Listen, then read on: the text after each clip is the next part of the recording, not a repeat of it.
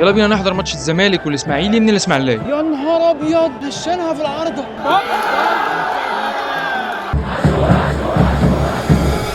اتحركنا والطريق ما خدش وقت طويل خالص. وصلنا الاسماعيليه وطول ما انا ماشي مفيش على لساني غير كلمه واحده بس.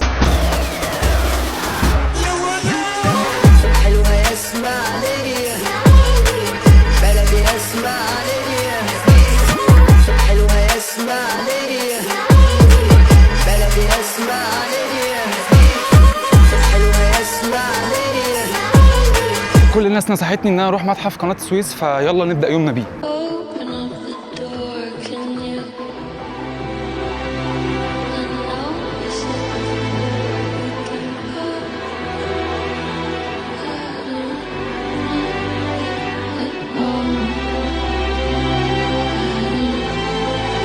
المتحف بيحكي تفاصيل تاريخيه عن قناه السويس وبيكلمك ويوصل لك قد ايه المشروع ده اعجازي. انصح اي حد يروح الاسماعيليه لازم يعدي على المكان ده. وطبعا خدت صوره مع جدو ديليسيبس. ما ينفعش نبقى في الاسماعيليه وما ناكلش اكله سمك، فناكل اكله سمك خفيفه قريبه من الاستاد عشان الوقت، ونطلع على الاستاد على طول.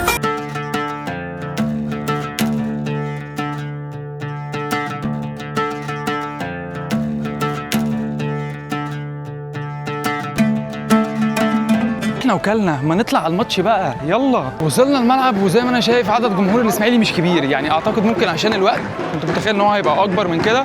عدد جمهور الزمالك معقول بصراحه يعني. بدا الماتش وبصراحه الماتش بادئ في المدرجات اقوى من الملعب كمان.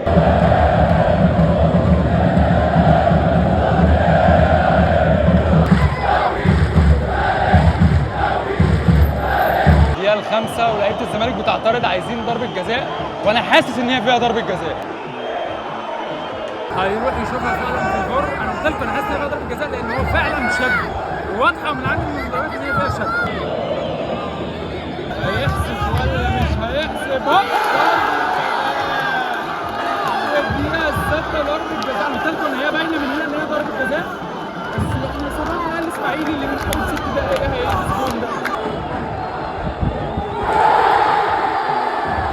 اول للزمالك بدري قوي يا اسماعيلي، والله بدري قوي.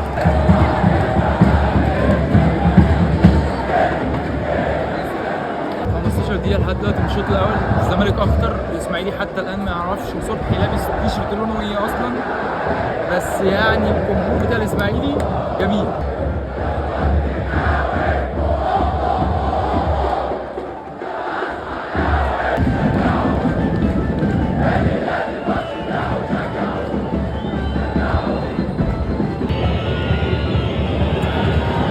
يعني يلعب كرة بالسذاجة دي، ده فقد الأمل والشغف وفقد كل حاجة بصراحة. يا جدعان لعيبة الإسماعيلي بتعمل حاجات غريبة جدا. هو بمجرد ما بيشوف خط منطقة الجزاء هو بياخد أغرب كرة في الدنيا، بيشوط في السماء، بيشوط في الجنب، بيشوط لورا.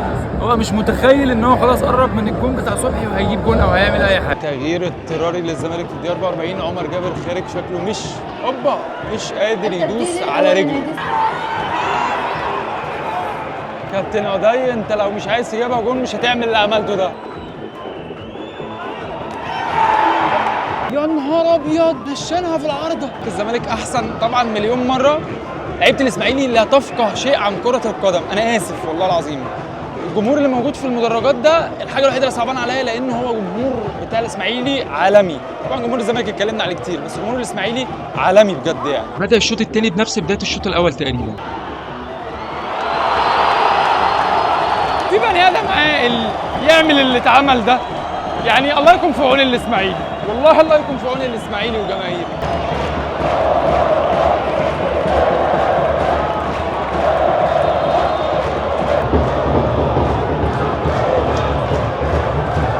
يا جماعه جمهور الاسماعيلي دخل في الجون الثاني وهو مش شايف حاجه، هو بيشجع فريقه بس. وفي الدقيقه 74 جمهور الاسماعيلي والزمالك بيحيوا ذكرى شهداء النادي الاهلي. يعني احنا داخلين في 80 دقيقة وانا متأكد ان لعيبة الاسماعيلي ما تعرفش صبحي بشعر ولا قرع. اوب، يعني ايه كرة غلطة من محمد اسماعيل، بدأوا يشوفوا فيها صبحي بس غلطة برضه.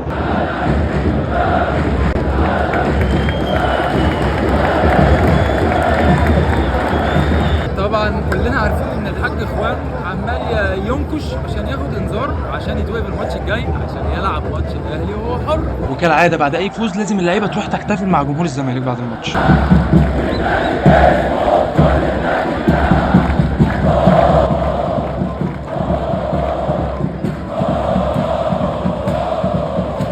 طبعا الزمالك كسبان مش هيسيب الاهلي، يعني اكيد الجمهور مش هيسيب الاهلي واكيد هيدي حته كده قبل ما يمشي يعني.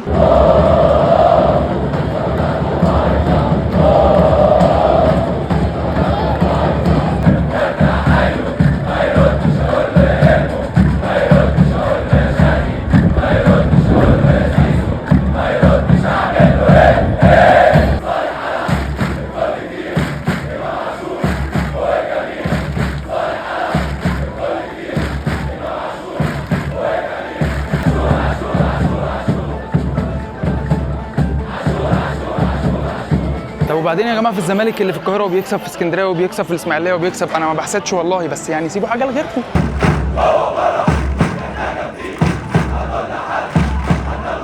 خلص الماتش، الزمالك كسب، لعيبه الاسماعيلي ومدربه لا حول ولا قوه ليهم بصراحه خالص، لعيبه صغيره، مدرب يعني مفيش في ايده اي حاجه يعملها، الله يكون في عونهم بصراحه. مفيش حاجه امتع واحلى من الجمهورين النهارده، جمهور الاسماعيلي كمان كان جامد جدا النهارده، وبس كده الحمد لله.